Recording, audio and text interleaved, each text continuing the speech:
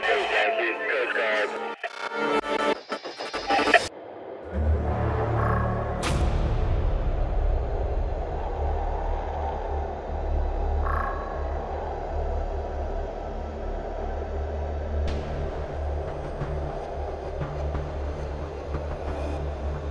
Exercise SANCHO is a complex collaborative exercise between industry, emergency services and regulators, which is the first of a 3-yearly exercise to fully test emergency arrangements. So we've been collaborating as a team for over a year now to get us to where we are today. And then of course today we're working again in this close collaboration as a team to bring this exercise to life.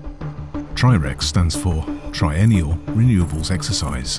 It's a collaboration involving industry and emergency services, led by Her Majesty's Coastguard. The exact stakeholders vary between exercises, depending on the scenario, but ultimately it's a joint effort where we come together to test, learn and improve. As the name suggests, the plan is to deliver an exercise like SANCHO every 3 years. Although the exercises are executed in the UK, the processes and outcomes can help drive safety performance all over the global industry. For Exercise SANCHO, 4 offshore wind farms are taking part: Gracebank, Rampion, Triton Knoll and Westernmost Rough. In addition to the operators, crews and coordination centres for the wind farms, the Coastguard and police are also heavily involved. We've got quite a big scenario, so luckily these sorts of emergencies are rare, but the chance to practice them on this scale is also rare, so it's a really great opportunity to test, sort of stress test all of our procedures and our people as well. The planning has been over many months, but ultimately it comes down to one single day.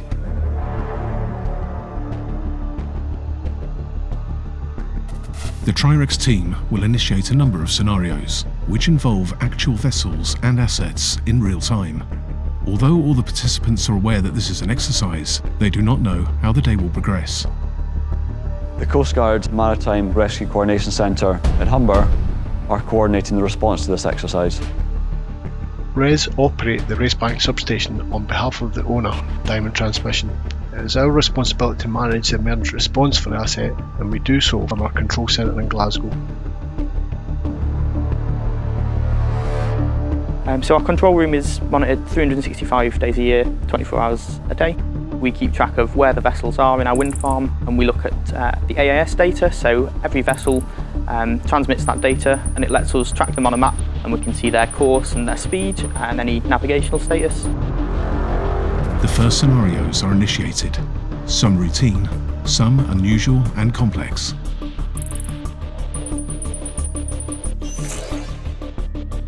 At Triton Knoll, 3 unidentified vessels have entered the wind farm boundary and are impeding operations. TKMCC, this is S-Fax Havelock. We have 3 unidentified vessels approaching in the field vessels. I'm unsure of their intentions and they're not responding to radio calls. At Westernmost Rough, 2 jet skis have entered the boundary and are acting erratically. Windcat 24, this is Alpha 03. Have you seen these jet skis? What are they playing at? And at Rampion, 2 ribs are acting suspiciously in close proximity to the east of the wind farm. Their intentions are unclear, and a crew transfer vessel is sent to investigate.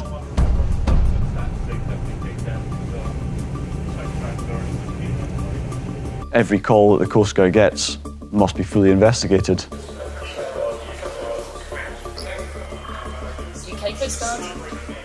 To ensure that all wind farm operations continue safely, operators and authorities communicate the investigations between all interested parties. The situations at both Rampion and Westernmost Rough resolve themselves. The crew transfer vessel has reported that the 2 ribs contained youngsters from Newhaven and they have left the area. Yeah, Windcat 10, these ribs are heading back to port. And the 2 jet skis have left the wind farm boundary and are heading back to shore. However, at Triton Knoll, the situation is escalating. Whilst one of the vessels has left the area, another has come alongside a turbine.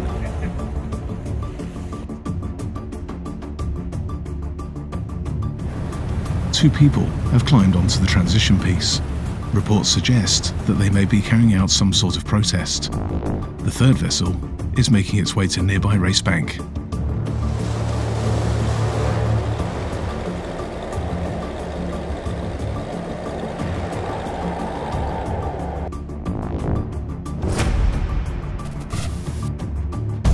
The unidentified vessel has made its way to the substation at Race Bank and tied off. Those on board are shouting at the substation personnel and firing flares in what appears to be a protest. What are we doing down there?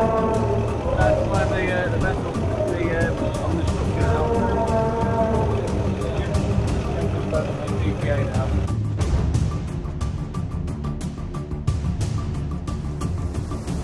The main purpose of offshore substations is to house the components necessary for transforming power from the individual turbines for export to the onshore grid.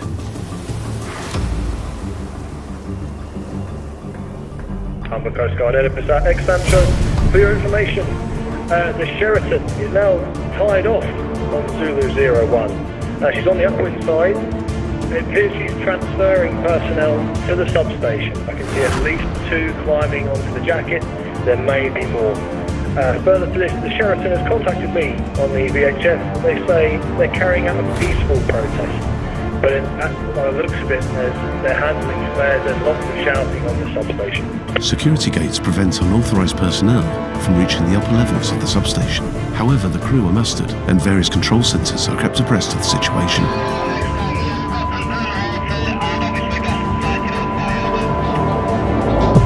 Are those gates secured down there on the top?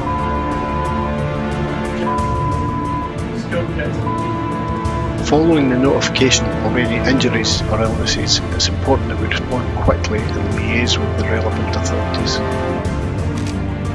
The G+'s integrated offshore emergency response documents provide guidance to industry and emergency response plans, and therefore it's vitally important that those plans are tested through exercising, and Exercise SANCHO provides that platform. Mogo. This is Sheraton. Go ahead, Jase. We have a fire on board, over. Jim, that boat is on fire. People are jumping into the water. That boat is on fire. They set it off on fire. Smoke from the vessel is causing visibility problems on the offshore substation. As a result, 2 personnel have fallen down the stairs and require urgent medical treatment. Humber Coastguard, Oedipus ex-SANCHO. Humber Coastguard, Rex Tiger.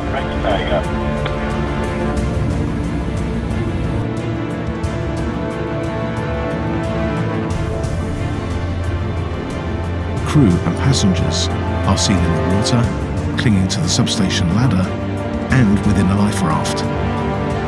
So if somebody ends up in the water, it is really important to get to them as quickly as possible. With casualties on the substation, people in the water, and a vessel on fire, an emergency response plan is fully activated.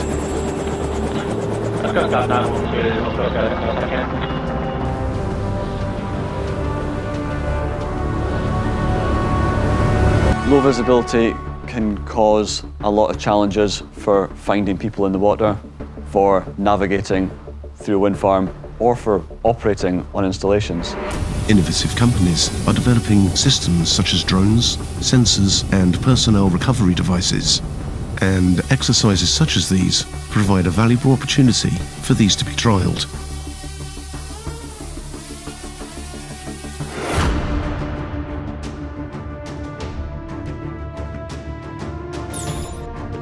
Eight personnel from the Sheraton have been confirmed as in the water. A further person is missing.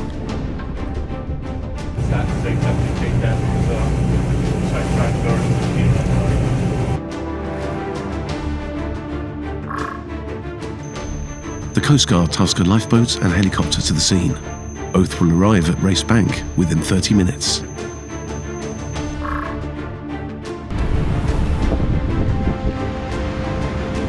There's a fire, lots of smoke out there, and still protesters on the jacket, yeah?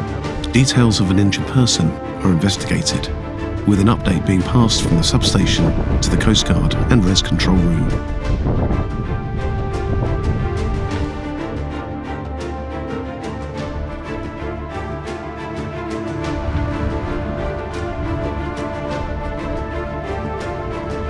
Hey Jim, who's the deputy whilst you're down there doing all the work? Chief Deputy while I'm down there.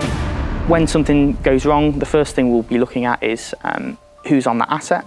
So we'll look at medical details, if it's someone that's injured, and then we'll start to look at things like what competencies they have. So if they're an advanced first aider or an advanced rescue trained technician. Right, stand on the thing with 8 foot on then. So I'm going to work to get this belt finder on. So there's a lot of interest already in Exercise Sancho, both in the UK and overseas, including industry, organisations and search and rescue professionals. The US Coast Guard provided the exercise with 8 of their data marking buoys to help analyse what effect wind turbines may have on search planning. These buoys drift through the wind farm, providing vital statistics which will ultimately help us understand this complex operating environment.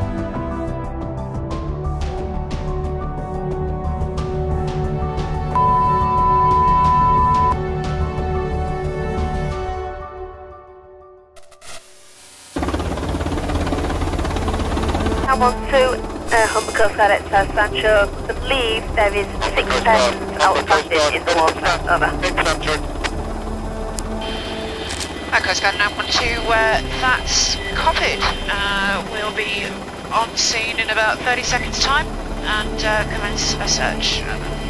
Coastguard, Edinburgh ex-SANCHO, confirmed, not including the protesters, there are 14 personnel.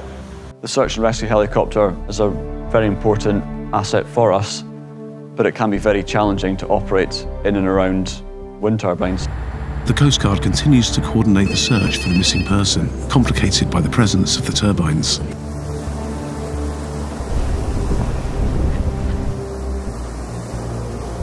Wind count 3-2, exercise SANCHO from the Coast Guard. So to confirm, at this time in the exercise, you currently have 1 person, 1 casualty on board. Is that correct?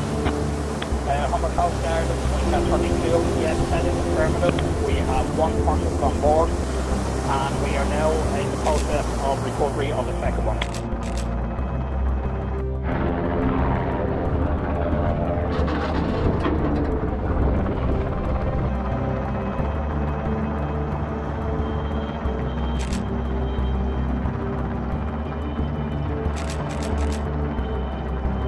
Multiple recovery devices are used, from the traditional to new emerging technology.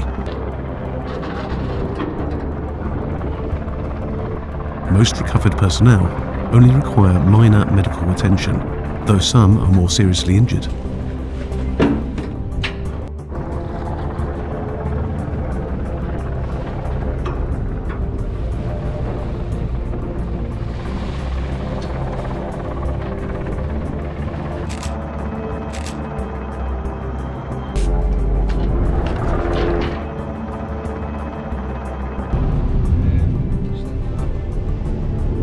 Definitely breathing.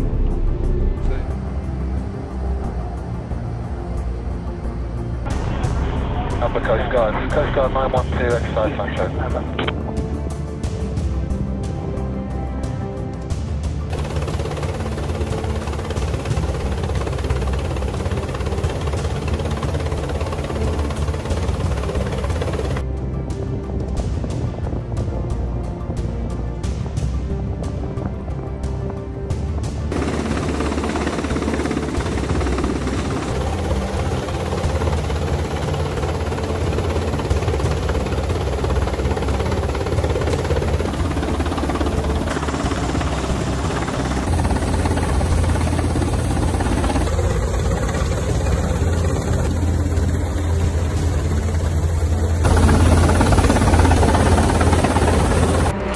Whilst the command team have been coordinating multiple elements of the exercise scenario, we've received some news that there are active lightning strikes within the actual exercise area. So for a time, this is going to restrict the emergency response.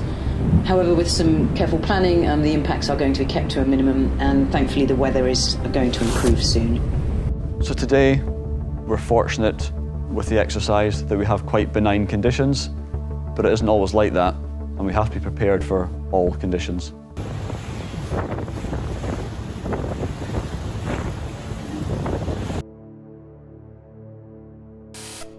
As the Sheraton is no longer at the substation, this allows Rick's Tiger to support.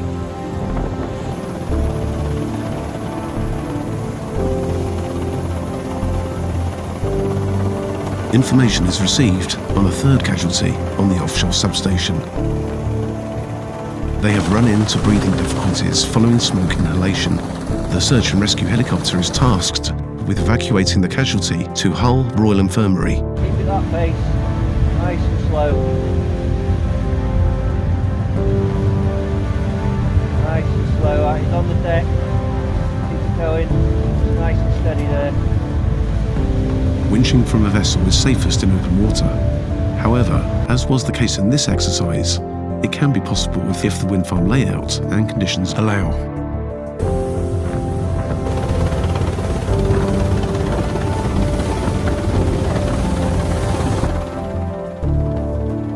Get your report ready to hand it over to the paramedic.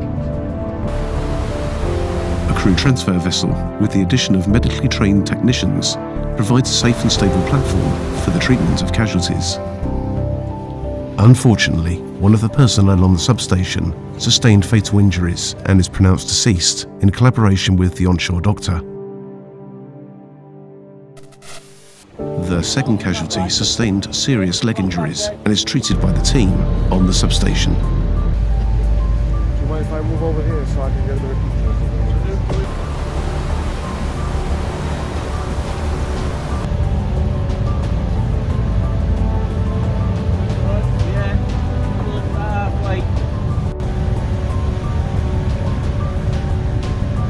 Down nice and steady. That's it, nice.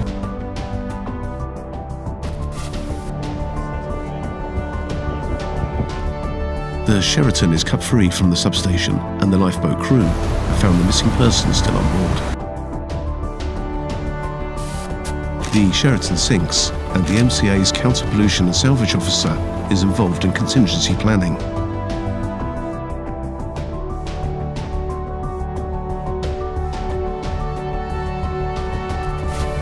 At 15:45 local time, exercise SANCHO is ended, following confirmation that all objectives have been met.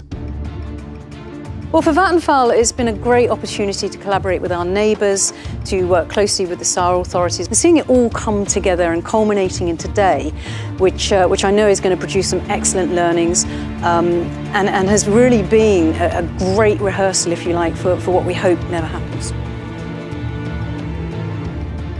No actual people were injured in the exercise and no assets damaged.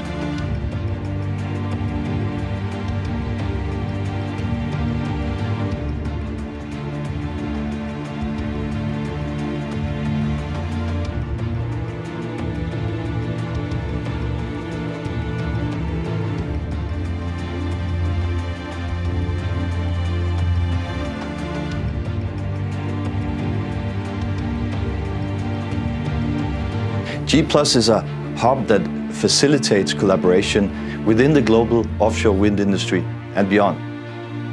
Our function is to work on behalf of the industry alongside authorities. Health and safety is not theoretical. This is what G+ stands for, and exercise SANCHO is this in action. We will extract all of the learnings from exercise SANCHO and bring them to the global offshore wind industry. But it doesn't stop there. The learnings will also benefit other industries, regulators, and of course emergency services all over the world. This is part of a continuous learning loop. It's a proof point that a complex exercise can be done in collaboration. And it's a proof point that the G+ concept is working.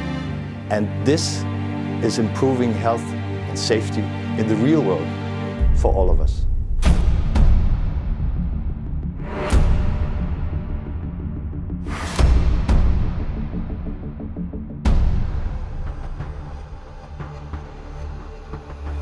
I thank everyone involved in the exercise, through planning and execution, to the response and evaluation, and everyone involved with logistics. In excess of 30 organisations and 150 individuals took part plus observers from across the world. The exercise would not have been so successful without the time, commitment and enthusiasm of all individuals and organisations, and I am confident that lessons and good practice identified as a result will ensure the high level of emergency preparedness within the industry will be maintained in the UK and overseas. Thank you.